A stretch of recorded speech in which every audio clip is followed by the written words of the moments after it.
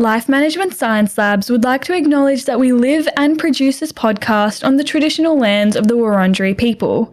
We'd also like to acknowledge the traditional owners of the lands of our listeners and our international colleagues. We'd like to pay our respects to their elders, past, present, and emerging.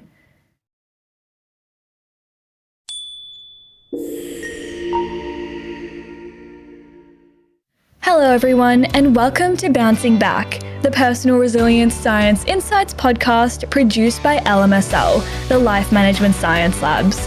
We are champions of life management science, providing structured insights informed by science and inspired by practice on key aspects of conscious living.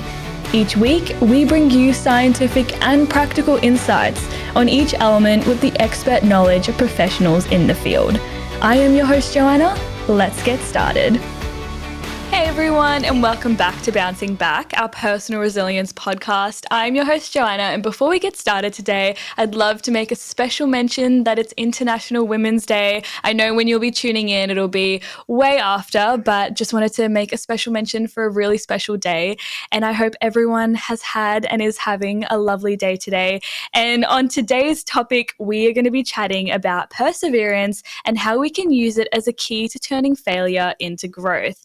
And joining me today is our guest, Beth Salmo. Beth is a psychotherapist and licensed professional counsellor. She is also the owner of Thin Line Counselling Services, a virtual practice, and she also offers walk and talk sessions.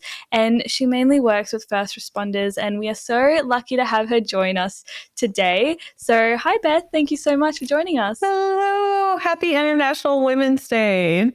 Thank you so much. You too. I know it's tomorrow for you, but I hope you have a lovely, lovely day.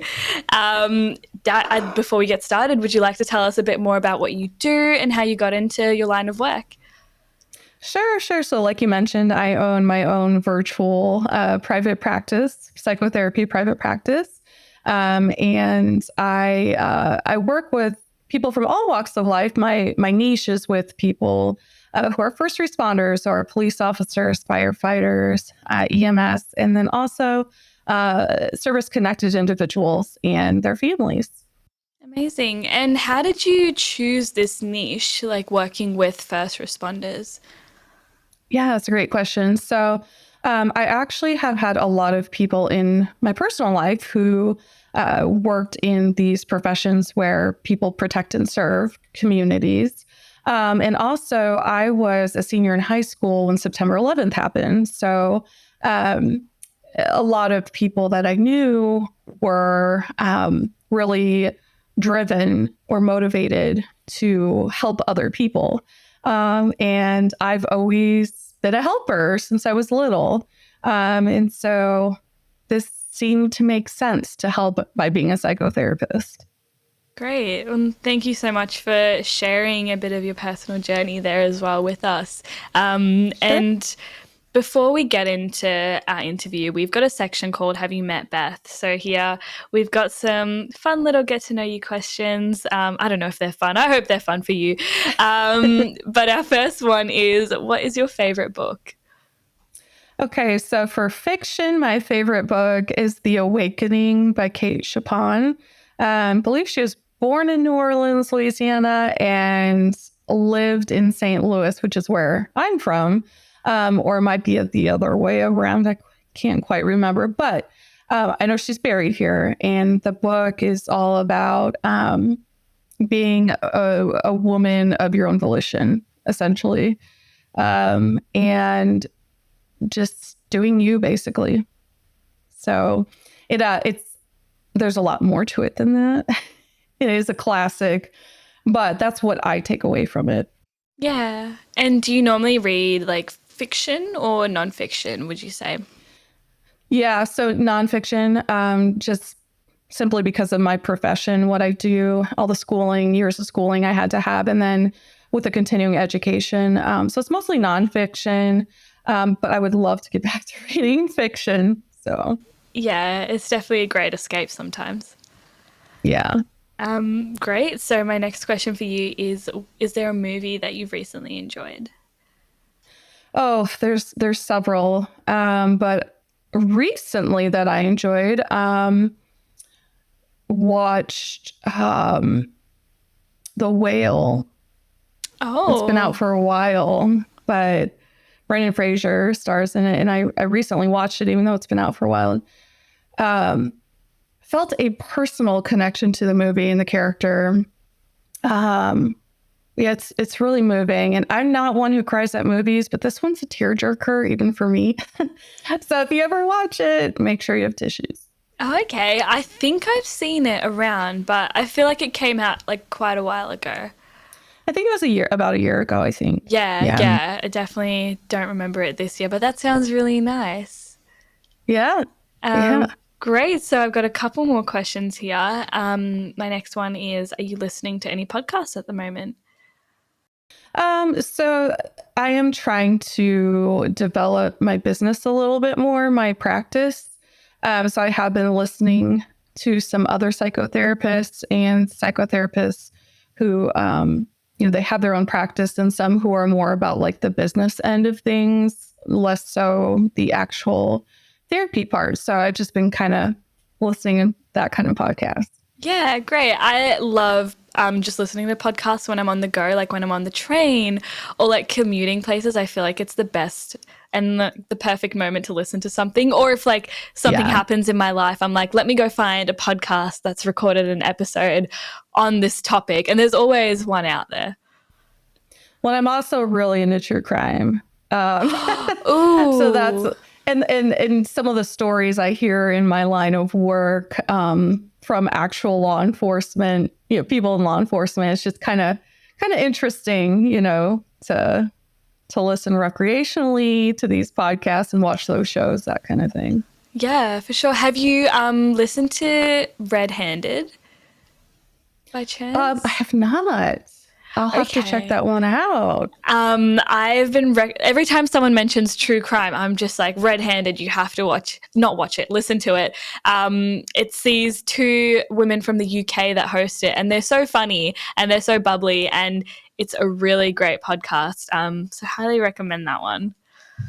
I will have to put that on my short list. Definitely do it. Great. Last question here. Do you have a role model?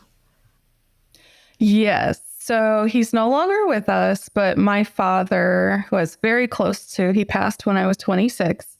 And he was my hero, role model, everything.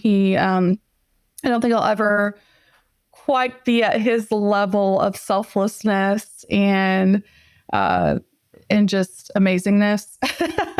Putting you on a pedestal, your dad. But he has most certainly directly and indirectly shaped my life and career in more ways than one. So beautiful. I find that family is like the best inspiration. I can 100% say I look up to my mum and my auntie. Like they're such great people, and the fact that they're in your life as well, like they have a direct impact on you, like you said, your career. And yeah, they will always shape and reshape who you are as a person. So I think that's so lovely. Yes. And that would be the personal answer. In terms of like professional, has to be Brene Brown. Oh my goodness. So, yes. Yeah. Yes. I recently read, what is it? Rising Strong, I believe. I recently read that book by her, and she is so wise, and I really do love her. I recently have gotten into her. So yeah, she's so great. She's very approachable, like very relatable and approachable and authentic to who she is. That's what I strive to be in my work too, is to just be authentic. Oh, 100%. I remember reading like the start of this book, and it was like very anecdotal, and she was talking about like her relationship with her husband, and it was from a really raw and authentic perspective. And I was like, wow, I've never really heard someone talk about like their relationship like this. It's so refreshing. And I think that's what it is. She's just so refreshing, whether you're reading a book or listening to like a podcast or whatever. Yeah, she really is. Yeah, great. Well, thank you so much for sharing those little insights into you. Sure. We can now dive into our interview. So my first question for you is, why is resilience important in our lives, do you think? I believe it's important because there's so much adversity in the world that everybody's impacted by adversity in their lives at some point or another. And it's how we make meaning of that adversity, what we do with it, how we respond to it. That's so important because nobody can escape it. I don't care how much money you have, how successful you are, how famous you are, you're going to have adversity. Yeah, definitely. And I feel like resilience is something that you can't avoid. Everyone develops it, and everyone always has something that happens to them in their life where you need resilience in order to move through it and to learn from it as well. Totally agree. Yeah. Yeah. And now shifting over more to our topic for today, which is looking at perseverance and failure. What does failure mean to you? Failure to me is just kind of maybe a different way of looking at it, kind of a reframe as we might use in psychotherapy and cognitive behavioral therapies. It is an opportunity to try again, right? It's an opportunity to learn from mistakes and make a different attempt. Yeah, and it's interesting how you say it's an opportunity to try again, because normally when we think we've failed, there's no going back. Like, we've failed, that's done. Like, we can't turn back. There's no way to make it better. And it kind of signifies the end of something, but sort of switching that perspective into seeing failure as the ability to get back up and give something a go again is really interesting. Yeah, absolutely. I often with my clients try to help them reframe, and I often hear I'm a failure or I've failed. And I teach people, I kind of think of myself as a teacher, like teaching emotional health. And I do my best to teach people that, sure, it might feel like a failure, but that doesn't mean necessarily that you are a failure, that you have failed. So I help them kind of reframe the way they think about it. Yeah, definitely. And turning failure into growth requires learning. And can you share maybe specific lessons you've gained from setbacks? Absolutely. I have setbacks a lot, all the time. But I don't necessarily see them as setbacks. I used to. And just from person to person, I've dealt with a lot of anxiety and depression over the years because I have historically viewed setbacks as something to internalize, right? That there's like something wrong with me. But now it's just seeing it as, okay, this thing has happened. This adverse thing has happened. I don't like it. What is my locus of control? What kind of influence can I have on this situation that has occurred? And what's the best choice to make? What's the next right thing, right? So yeah, I often have setbacks, whether it's, something small, like trying to get my hair to cooperate while getting ready for this podcast, right? So whether it's something small or something as big as, in the past, losing a job, having a health scare, actively dealing with some health stuff like I am right now. You just do what you can in the moment and you put one foot in front of the other. Yeah, and I feel like it can be really hard to stay stuck in, that moment where you did fail and then keep going back to that moment and being like, I failed, I did this wrong, I regret this, I can't go back, there's no way I can change this. And you remain really stuck in that mindset of failure. So how can people focus on moving on and not being like, if only I did that, I wouldn't have failed. If only I thought to do this or say that, I wouldn't have, come to this position where I have failed. Yeah, that's a fantastic question. So, it's a coulda, shoulda, woulda, didn't, right? Yeah. As we say, where I'm from, coulda, shoulda, woulda, didn't.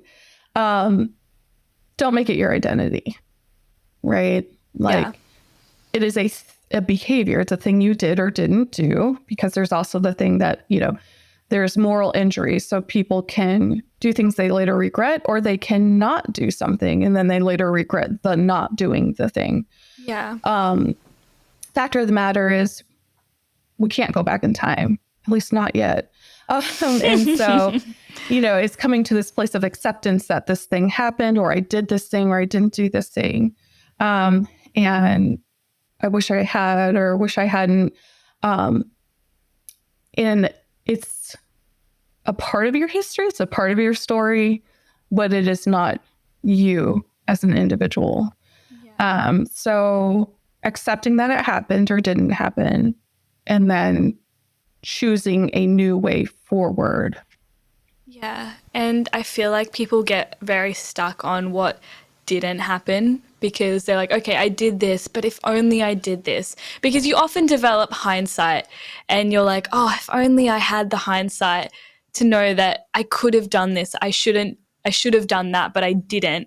And that can be a very kind of hard cycle to put yourself in, because you keep going back to that moment and you're like, oh, like I know the perfect thing to have done or have said. I know that now, but like, why didn't I know that 2 hours ago when that thing happened? Yeah. So that's a common thing I run into as a therapist and working with clients is, phrase I use is Monday morning quarterbacking, right? So, in American football, the quarterback is the person who makes all the decision or a lot of the decisions, right? And fans, people viewing the game will often say, well, why did you do that? That was so dumb. Why did that person do that? I would have done things differently. It's like, well, if you weren't in the situation at the moment, in the exact conditions that person was in, the exact environment that person was in, you can't really know what you would do. And even when we ourselves are in a certain position, you don't necessarily know how you're going to react, right? And so you can beat yourself up over, a bad throw, to use the, I guess, analogy, metaphor, I'm not sure, analogy, right? Yeah. You can beat yourself up over it, or you can say, I did the best with what information I had at the time. Yeah. And, how do I learn from this? And if I encounter a similar situation again in the future, how do I use what I've gleaned from this misstep and try to make a different outcome moving forward? Yeah, definitely. And I think what we have to recognize as well is the fact that we were acting in that moment based off of how we feel. And I feel like there's nothing more authentic than acting and saying things based off of how you feel. Obviously, I mean, if you're doing a horrible thing, then I guess that's not right. But, if you shouldn't look back on something and be like, oh, if only I could have done that or I didn't do that. I think sometimes it might help to just be like, I was doing what felt right in the moment. And if something else feels right now, then it's just based on how I'm feeling now, not how I was feeling back then. Right. And feeling, that's a wonderful point that you bring up, that feelings are transient. They're not, there's not a lot of, what's the word I'm looking for? They're not static, right? So, what you think and feel right now may not be what you feel 5 minutes from now.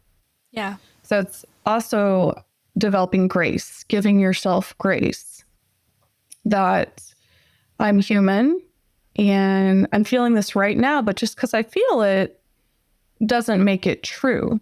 Or just because I think something doesn't mean the thought is true. Yeah. 100%. And failure can be really disheartening, but as we've mentioned, it can be a chance for growth. So how do you develop a resilient mindset when you're faced with setbacks, or you're faced with all these thoughts of, I could have done this, I should have done that, but I didn't do that? Yeah. And so it's kind of a nice segue, I think, going back to giving yourself grace. So understanding you are human, so you're fallible, just automatically, by virtue of being human, you're fallible, and accepting that piece of yourself, that as much as you want to strive to perfection, which Brene Brown writes a book about that, even wrote a book about that. Striving for perfection is not sustainable. Yeah. It's just not going to happen. Like you're not going to achieve perfection. So just allowing yourself the grace, I keep using that word, to accept that this is a thing that happened and I can learn from it. Now, if we keep making the same mistake over and over, well, then maybe need to look a little deeper into, is there something driving that behavior, repeating that same behavior and over again? And, a lot of times it's seeking help. And I don't just mean professional psychological help. I mean clergy, friends, family, community leaders, people you trust and respect, asking for mentorship. What would you have done differently? You asked about like role models earlier. So going to a role model and saying, what would you have done differently in this situation? So essentially giving yourself the opportunity to make meaning of what's happened and to learn from it. Yeah. And I think that looking back on something that you failed at and being like, if I could change it, I would do this, or having that regret and being like, oh, I wish I did this, or I wish I didn't do that. I feel like that's a form of perfectionism and those perfectionistic tendencies coming out, because you want everything to be perfect, because if only you did something like that, you wouldn't be in the situation you are right now. And I feel like that can be a really, like I said before, a really hard cycle to put yourself through, because you're basically beating yourself up for being imperfect, and no one is perfect. Absolutely.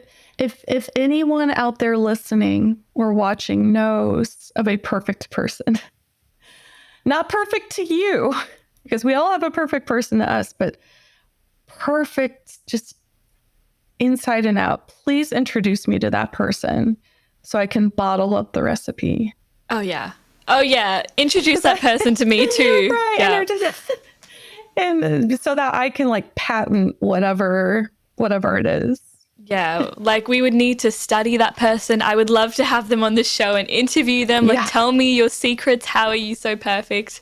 But yeah, I just don't think there's a perfect person that exists out there. I mean, like you said, there's obviously subjective, like perfectionism, or like, oh, that person's really perfect in my eyes. Right. But like the perfect human, I don't even know what the perfect human would look like. Nor do I. I really, truly don't. Yeah. And I feel like that speaks volumes on the fact that it just does not exist. And that is okay. And I think that's a good thing as well. Absolutely. Yeah. And I wanted to ask you if you had strategies to bounce back from failure, or, something that's happened that's really sort of taken a toll on you and made you go through all these thought processes of like, oh, I regret this, or I wish I could have done that, or I wish I was perfect. Yeah. So for me, a lot comes down to choice. There are some things we can't choose, right? We can't choose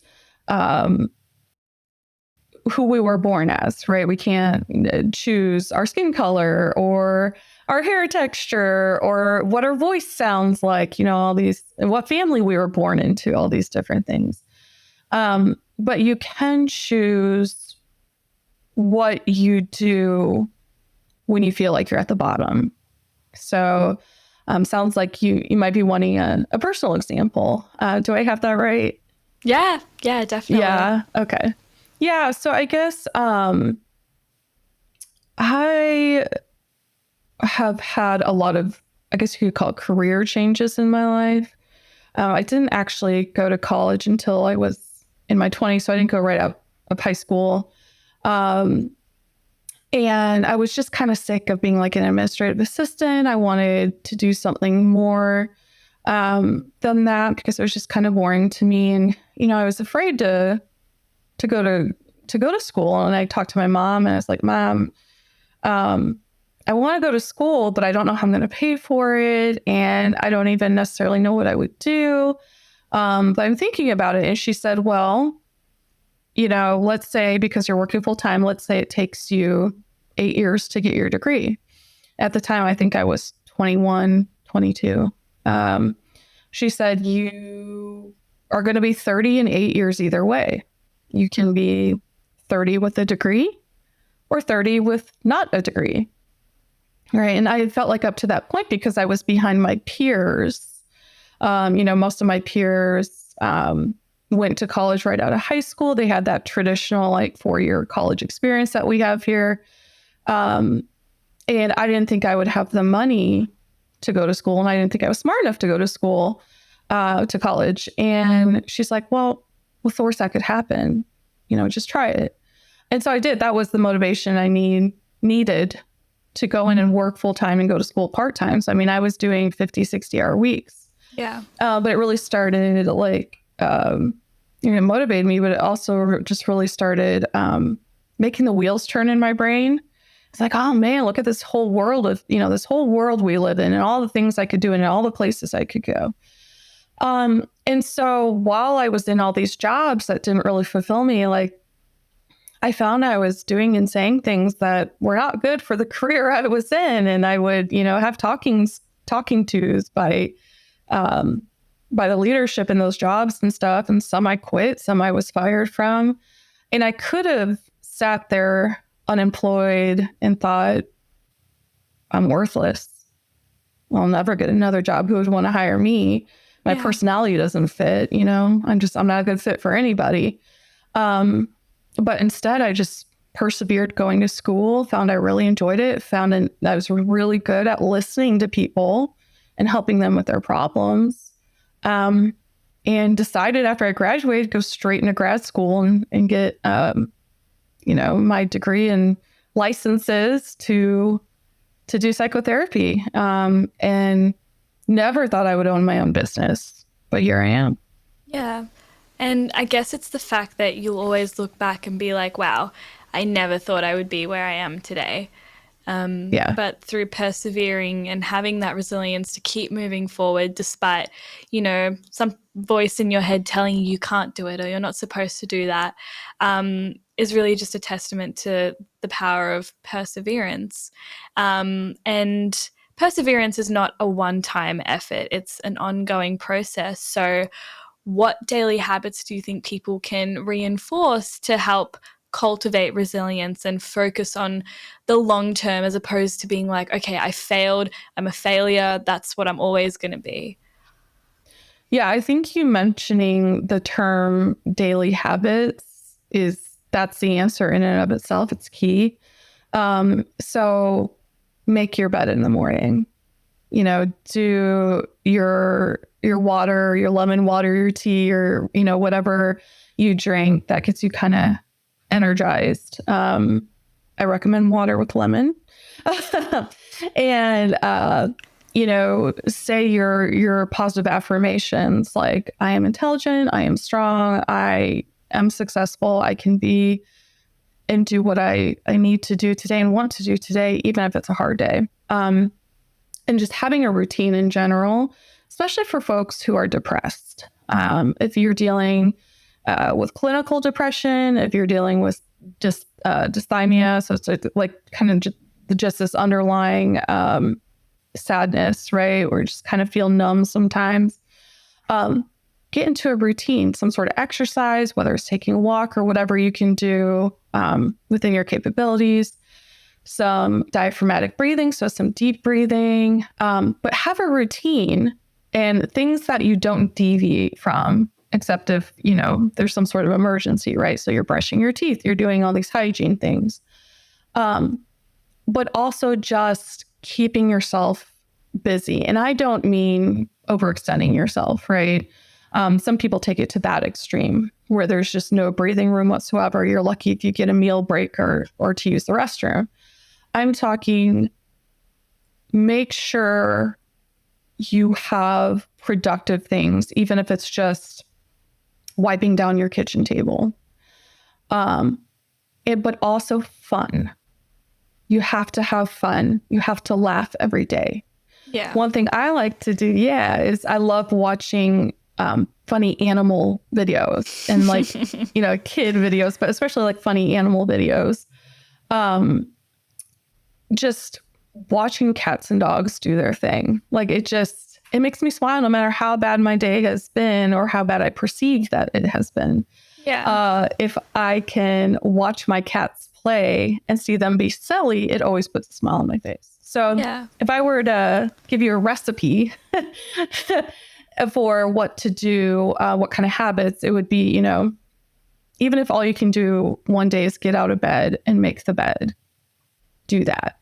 But yeah, do your hygiene, stay hydrated, eat well, clean as much as you can, and have productive things you do during the day. Again, even if that's just like sweeping the floor. And then have fun, laugh, do something to make yourself, life is hard. We sometimes make it harder than it has to be.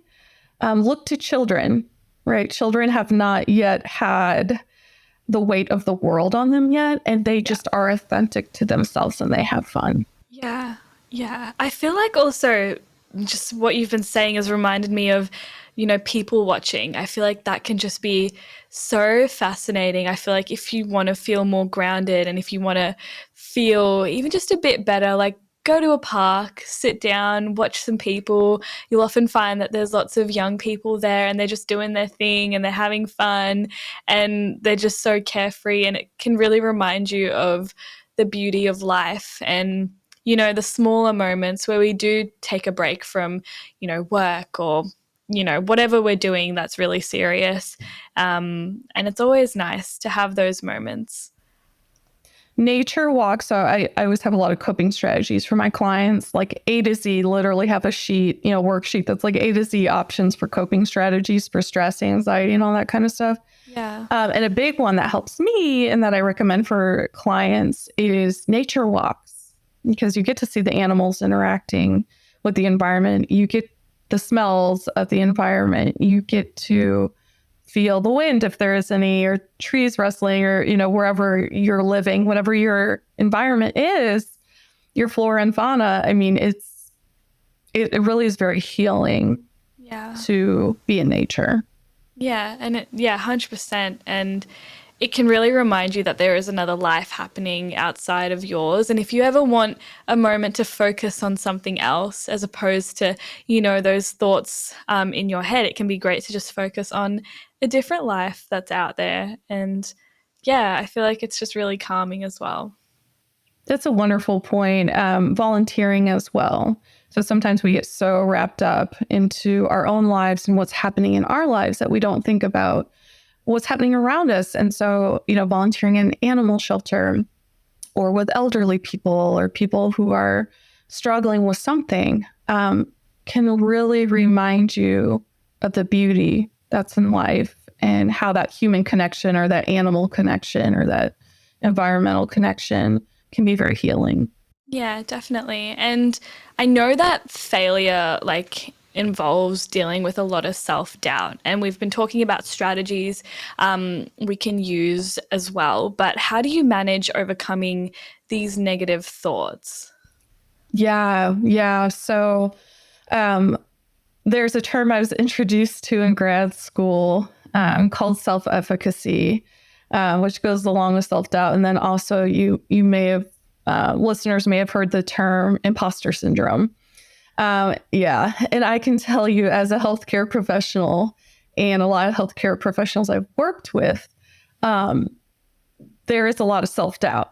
Am I saying the right thing? Are my facial expressions correct? Is my posture the way it's supposed to be? I'm feeling a little discomfort right now in my body somewhere. Can they tell I'm feeling discomfort? Do I know my theories? Do I know my skills? There's all this stuff. And I think you'll see that in any industry, athletes, performers, anything. So again, going back to the perfectionism, people are always going to have self-doubts. Nobody's perfect and nobody's without self-doubt.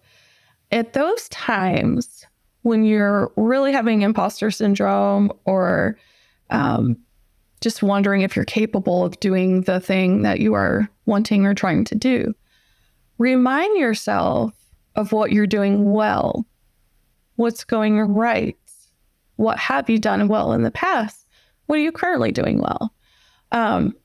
Being your own cheerleader, so to speak, can really help. And again, that kind of goes back to self-worth and self-esteem. It's loving yourself. It's putting yourself first so that you can have that grace to forgive yourself if you do fall short of your expectations or someone else's expectations of you. Yeah, certainly. And I think when we're talking about, failure and not meeting expectations, for example, for ourselves or for others, it can be quite paralyzing. And if we fail at something, we know we have to rebuild. We know we have to, do something different, or it can be a really lonely journey as well. So, how can we sort of handle fear and the uncertainty that comes with having to be resilient and having to persist through something? Yeah. So fear can be a really good internal warning, right? So if we think back to prehistoric days,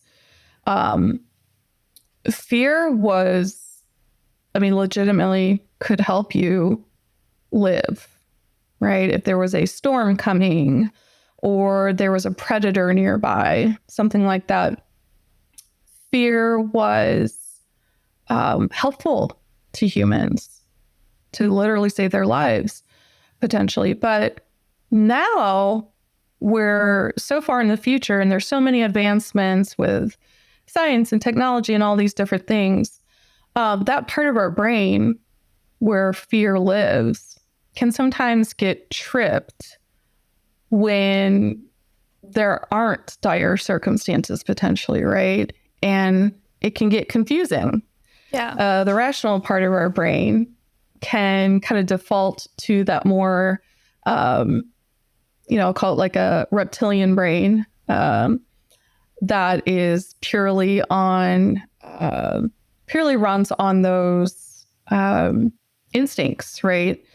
And so we have to, as much as possible, bring our rational brain online and say, yeah, this thing is scary. So you want to acknowledge it. You want to say, hi, I see you, fear. Yes, this thing is scary. And I'm scared. Or if you have done something that you consider a failure, I am fearful that this failure will happen again, or this scary thing will happen again. But looking at how in the past have I dealt with a fear? How did I survive that fear? What skills did I use? What thoughts helped me? So it's kind of realizing that there's a part of your brain that's going to tell you, don't do this thing. This is terrifying. Yeah. And then acknowledging it, saying hi to it. Like, I see you. But just because I see you doesn't mean I have to give in to you. Yeah. Right. So kind of just taking a moment, pauses and silence are helpful. Just kind of taking a moment, if you do fall, to get back up, walk it off a little bit, rest a little bit, acknowledge, ooh, my knee hurts or my elbow hurts or whatever it is. And then getting up and saying, okay, what did we learn from this? How can we potentially avoid this in the future? It was scary. It might be scary again in the future. But it doesn't have to own me. Yeah, definitely. And I feel like that's a really important point. And it kind of got me thinking about this idea of patience, because when something happens and we fail, we're like, oh, I just wish I was good at that right now. I wish this had just happened for me because I really want to be here right now, but I'm not because I failed. And now I have to start over again, or I have to keep working at it. So how can we get better at being more patient when it comes to perseverance and, really focusing on the journey as opposed to just that destination and having to be at a certain place at a certain time? This is Poppy. So Poppy is actually a really good example. She has a condition called cerebellar hypoplasia. And which means her cerebellum is too small. When she was developing in her mom's womb, her mom had a virus, and all the babies, their cerebellums are too small. So her balance is off. And they call that, oh, she just jumped down. You heard the big thump. They call them wobbly cats or like drunk cats because when they walk, they fall over or they can't, like she can't jump. She has to climb to get on furniture. So she could, as an animal, right? She doesn't have the higher level thinking that you and I have. She could, just give up, right? And just not ever try to move, not try to do anything. But she has learned that I just got to keep trying and trying to get back up. And yeah, when I'm running and trotting and walking a little bit, I might fall over. But she gets back up and she keeps trying. So she's a really good example of resilience. And if I, as a pet parent, parent, if I, as a pet parent, didn't encourage her, didn't, tell her, you can do it, you can get back up, you can climb up. I think most pet parents would do that, who really love their animal, right? Would say, hey, you can get back up, you can do this again. But we do that for pets. We do that for children. We do that for teammates. How often do we do it for ourselves? Right? Where we say, it's okay. You got this. You may need to keep trying, but you got this. Yeah, exactly. And I feel like that's such a great, example, because animals, I feel like they're just made to survive. Like, no matter what happens to them, like you'll see birds walking around and they've only got one leg, and you're like, how are you still doing life when you're just hopping around on one leg? Or you can't fly because you broke your wing, you're still trying to scavenge for food. Like, how are you still doing that? If that was me, I would be done. I'm out of here. There's no point left in doing anything. And that's really a great example, because it just shows that you have to keep going sometimes, even if you don't want to, or you feel like you can't or you shouldn't. You keep going. And that can be scary in itself, because you don't know if anything's ever going to get better, but you keep doing it in hopes that it will. And one day, your hard work will pay off. Yeah. And she actually, sometimes we think she doesn't know what she's capable of, because I've seen her jump on the bed before. I've seen her jump on the couch before and jump on a scratching post. So normally she uses her claws, just, climb up. But when has a lot of energy, or when she's feeling scared and trying to get away from something, like, one of the other cats or something, because they're playing, I've seen her jump. Like, you can jump, baby girl. You just don't know it. Yeah, exactly. And I guess you never know until you try something. And it's that fear that paralyzes us and keeps us from trying. Because we're like, no, we can't do this. I can't do this. And then you do it and you're like, oh, I can. I just needed to put myself out there and actually just do it. Yeah, absolutely. Yeah. Well, thank you so much for sharing that example with us. I feel like that was absolutely perfect. She came in at the right time. She came in to say hi at the right time. She definitely did. And she is so cute. I love Puppy already.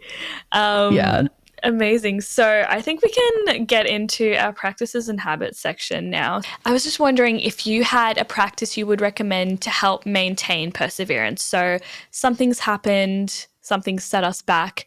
How do we maintain our perseverance? How do we keep going? Yeah. So what I recommend there is to look at your life as a whole, right? So you've probably failed in the past. You've probably not met someone's expectations or your own expectations in the past. So recall that event in your mind. And you're still standing today, right? You're still with us here on the planet today. So how did you get through that? So reminding yourself, how did I get through this? What helped me get through this thing that happened in the past? And the reminder is to prove to yourself that you are capable of getting through whatever this situation was. So while that's not like a daily habit per se or something that you consistently do, remind yourself, I've made it this far and this is how I did it. Therefore, I can make it through a situation again. Yeah. And I feel like when you were talking, it reminded me of this thing of talk to other people as well. Like if you were going through something in the past and you got through it, who was around you when that was happening? Or maybe you journaled if you didn't have anyone around you and you can look back on those entries, or maybe you took photos or something like that. Look back and be like, okay, this is what I was going through. These are the thoughts I had. Maybe these could also be strategies I can try use again. Would that be something that could help people as well? Oh, 120%. Or if there's a higher percent than that.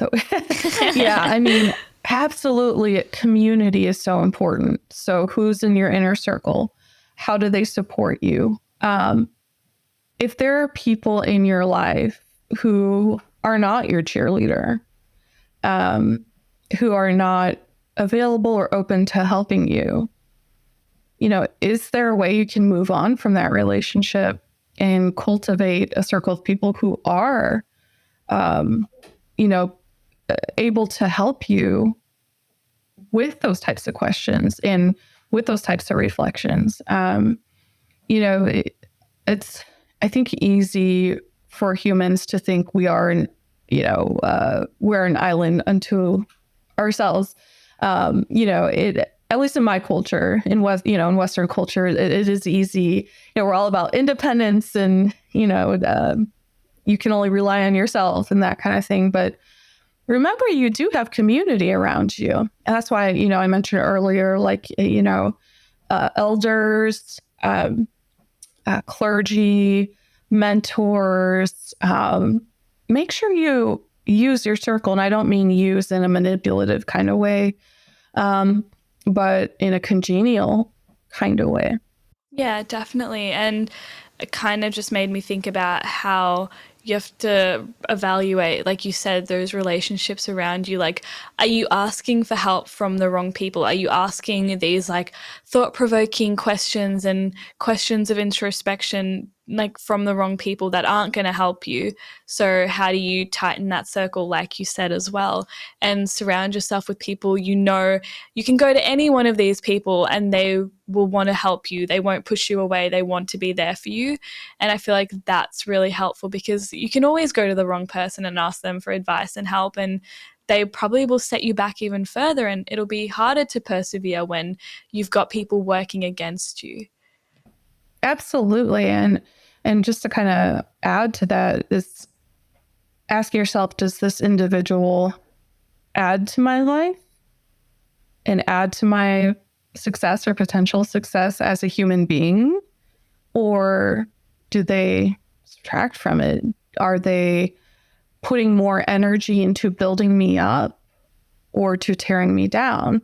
Yeah. If an individual is behavior is tearing you down, what incentive do you have to keep that person in your life?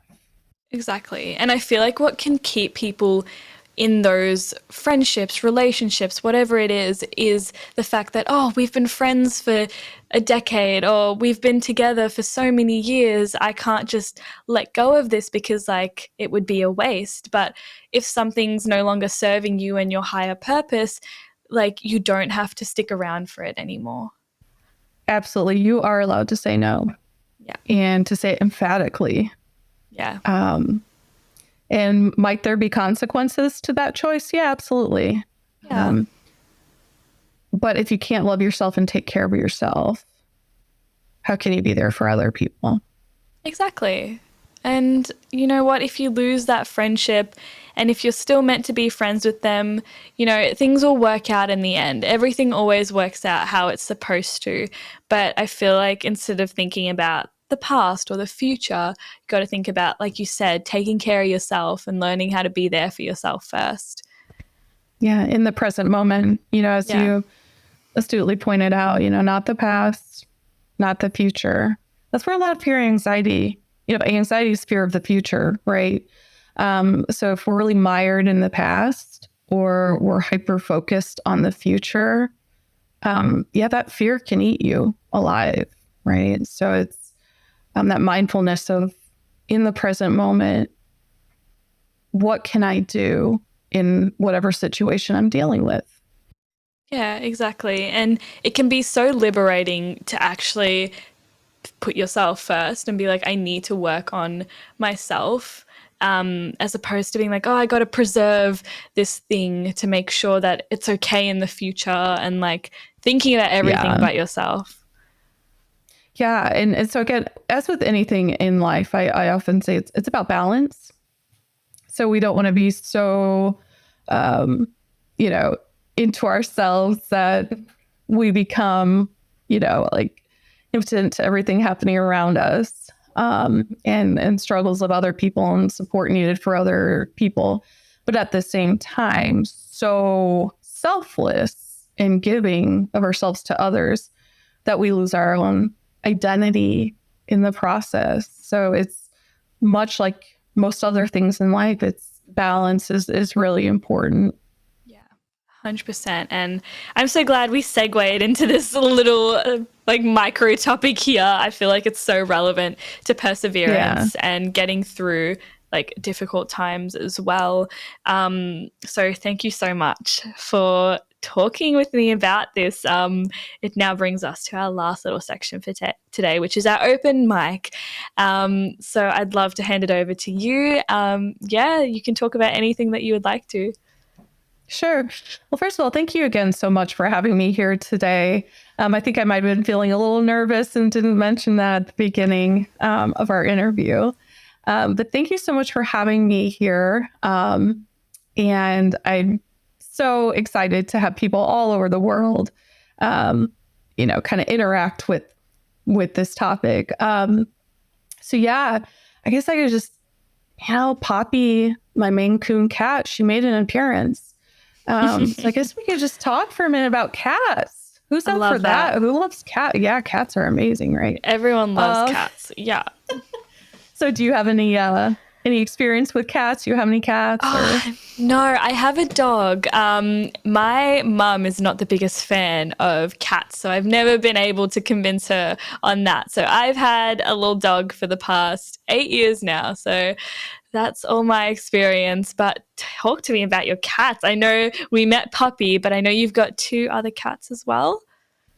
Sure. So I'm hoping maybe Poppy can change your mom's mind, actually, about how awesome cats are. Oh, yeah.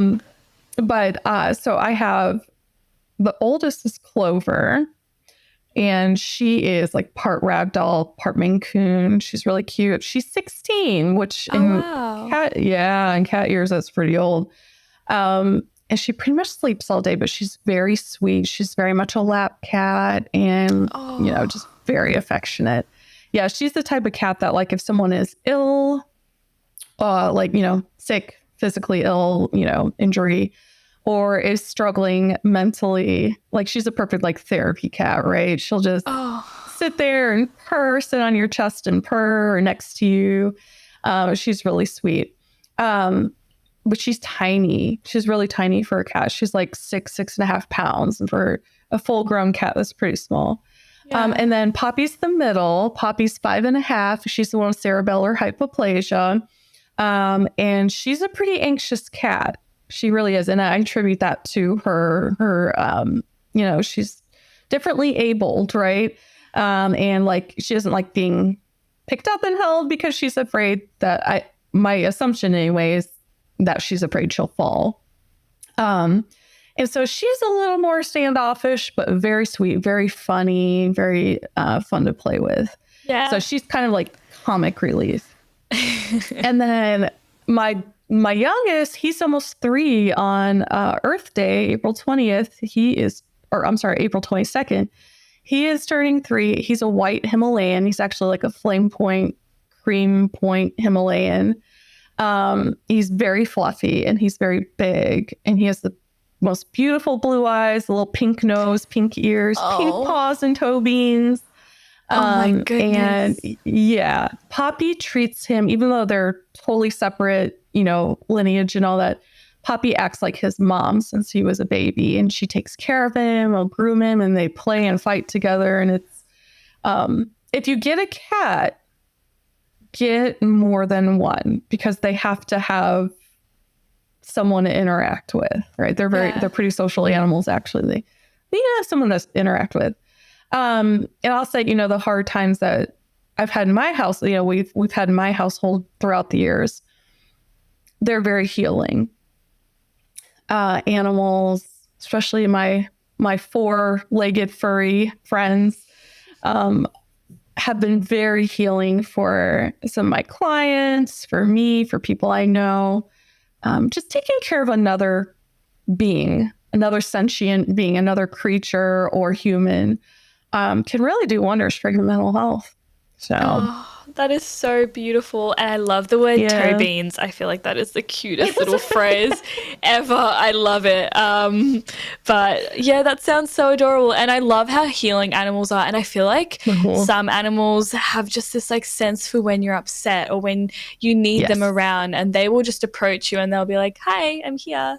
Do you need me?" Oh, they know. Yeah. Yeah, they know. And their brains are literally the size of a walnut. I mean, they're small. So cute. Those suckers are dense because there's so much, like they most certainly have a sixth sense, and they do know when something is amiss. Yeah. Oh yeah. Like sometimes I'll be upset and my dog will just come sit at like the foot of my door, and she'll just look at me and I'll be like, "How do you know?" Like she'll just look at me like she has no idea what's going on, but she knows that I like need her, or even just to have her company there, and she'll just sit there and she'll do her thing, but she'll be with me, and that's just really nice. Well, they all have very different personalities. Oh, they really do. If you have more than one animal, whether it's dogs or cats or whatever, if you pay close attention, you'll see the personality. Oh, yeah. I'm pretty sure my dog is a human. Like, I'm convinced that she's a human. It's so weird. They're like humans in animals. It's crazy. I know the listeners out there who have pets or have encountered them know what I'm talking about. 100%. 100%. Oh, yeah. They're nodding their heads like, I know exactly what you're talking about. Yeah. Oh, what a great topic. I wish we could do like an entire episode on cats and animals. And I would need a week. Yeah. Oh, yeah. That would be a very dense topic. But this has been so much fun, Beth. Thank you so much for joining us. Thank you for having me. I appreciate everything you're doing and your whole organization is doing. So thank you so much for having me. Of course, it's our pleasure. Now, to everyone listening or tuning in, if they want to find out a bit more about you or your work, where can they go? Sure. So you can visit my website at www.tlc, which stands for Thin Line Counseling, -help, HELP.com. I have an Instagram, which is at @TLC_help. And then my business Facebook page is www.facebook.com/Thin Line Counseling Services. Beautiful. Thank you so much for sharing that with us, Beth. And to everyone tuning in, if you did miss that, it's okay. We've got it down in the description below, but we'll see you guys next time. You have been listening to Bouncing Back, the Personal Resilience Science Insights podcast produced by the Life Management Science Labs. Listen to episodes from LMSL's 10 Life Management Perspectives on Apple Podcasts, Google Podcasts, Spotify, YouTube, or other podcasting apps on your smartphone. If you enjoyed this episode, please consider rating our show, sharing it, and subscribing to our channel, as it helps other people find it and us grow to bring you more quality resources. More of our work can be found on our website, pr.lmsl.net, where you can join our movement. I'm Joanna. Thanks for tuning in.